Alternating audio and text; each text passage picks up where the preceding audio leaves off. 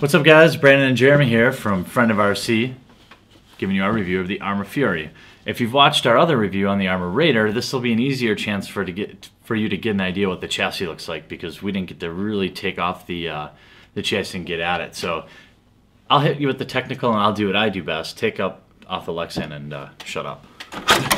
Great job. Great Yeah. job. Oh. So here you go. Now you can see the twin vertical plate in all its glory. Twin because there's one on each side.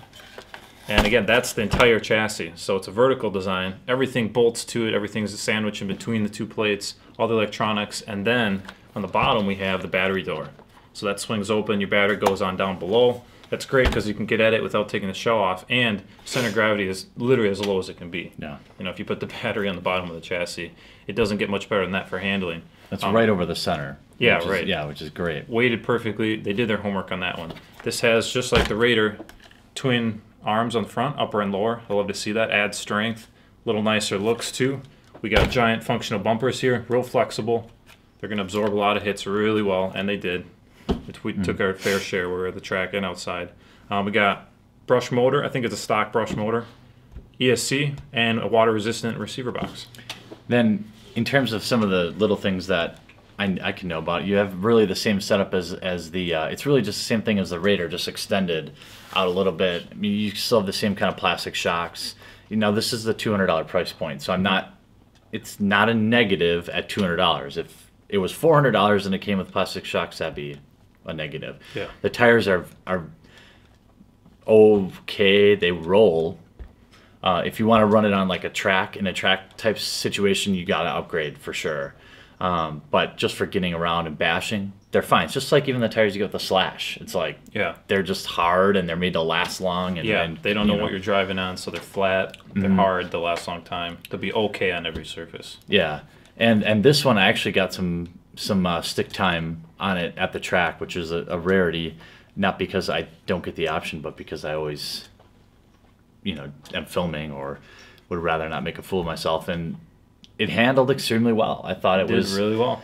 I thought it was like the perfect speed for a guy like me who really belongs in the stock class, and very predictable in the air. Now, obviously, the stock servo needs to be upgraded if you're going to race.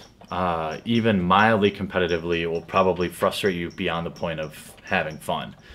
I was basically power sliding turns. I wasn't braking. To turn, it was like a combination of brake and throttle to get around the tight corners. But that, again, that's basically how the Slash was out of the box too, and a lot of short course trucks. So just something to keep aware of. For bashing, fine. We just shot this one today too. Again, note on the water resistant. Resistant means a splash won't set it on fire. Keep that in mind. In deep snow, heavy wet snow, you're going to have problems. This one, even the ESC on here started to tweak out on us a little bit. We unplugged it, dried it off, plugged it back in, everything's fine. But, it's fine. It's just like they're not made to be submerged in water. Yeah, don't soak them. Yeah. Don't test your limits. In terms of the price point and value, I think for $200, we were impressed. Yeah. Throw it on the track and have a lot of fun with it. Be competitive, with other stock stuff. At $200, it impressed me quite a bit. Yeah, and you might be like, if you look at the next step down, maybe something in the Exceed line for $150. I thought this felt a lot nicer. The next step up to maybe like a Slash or SC10, yeah, sure, they're gonna be a little nicer. I don't know what the ready to run Slash is, like the SC10, like RS. What is I'm that not run? quite sure, and it's going to be over 200, and it's not something you take out and bash either. Yeah, this is definitely very durable. I don't know. It's tough for me to compare for two-wheel drive short course trucks. I'm a big fan of Losi. I think clearly like the XXX SCT is head and shoulders above this, but by the time you get the chassis and the electronics and everything, you're well over 300, maybe 400 easily, if you've got a good system in there. So, it's a fine value. Would I buy it again? That's a tough one. I don't know. You've bought like every two-wheel drive short course out there. Literally, yeah. I've seriously am looking at a Veloci Strike, a Kyosho Ultima, a Slash two-wheel drive. Obviously, the Exceed Rally, the Arrma Fury, Triple X SCT. Triple X SCT. So, I guess I would because and I have the Helion. Yeah. So I guess like Pokemon, I gotta collect them all. So I'd probably get it. There's nothing wrong with it. It's a great truck for the price. It made you look good. Yeah, On the track. I mean I'll say that. I that's think you not should easy buy to it do. again. Yeah, it was a rare occasion where I got a clean lap, or maybe 1.5 laps. Check out the running video, guys. RC Nightmare. That's right. It'll bore you to sleep. What about you? Would I buy it again? I think I would if I was looking for, again, a truck that I wanted to just be able to bash around or hand off to a friend. Something to get me into racing, but I'm so far into racing already that I don't have a need for it. But again, put yourself in your own shoes, not mine. If you're getting into it yet, you've got interest in racing, but you don't want to invest the $400 in a full-on race spec truck, absolutely, I'd buy it again if I was in that scenario. Now I don't have to. I just have the luxury of choosing other ones. But man, if you want something to bash around with a bunch of friends or somebody who doesn't get into it, definitely. Absolutely great buy for a track truck. If I was gonna get a two-wheel drive basher, it'd have to be brushless. That's just me. But that's not a knock on the Arrma. It's just for me, two-wheel drive. Meh. I'm not a big track guy either, but nothing wrong with the Arrma Fury. Again, you slap in, an upgraded steering servo, which you're going to have to do in any period, Yeah.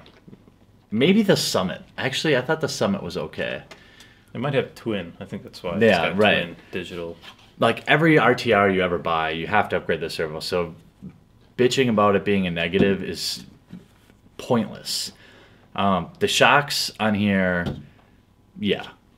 If you want, now would I throw Power Strokes on here for $100 onto a $200 RC car? I don't know. It's tough. You get into that area where, Yeah, do you buy the race truck or do you upgrade a bass truck to racing? yeah, You got to look at your own personal needs, what you like. if you think you just want to get into it, or somebody who's maybe for somebody who's very spendy in their gift giving, it's a great truck. It's just at that price point where it's after a few hop ups, you're going to be able to compete and have fun in your stock spec classes. I think, based on if I can drive it, anybody can drive it, and I thought it handled well. Heard it from the man himself. That's right. That's my shoe-in of the week. Old school Simpsons reference. Brandon never gets my Simpsons references because he's too young. Back in the day, I watched it. Let me think of where Family Guy said the exact same thing, and then maybe You keep thinking. I will. You guys just wait. Anyway, if you have any questions about the Arrma Fury, post them up on down below, or shoot on over to our website at rcnightmare.com. Thanks. See you guys.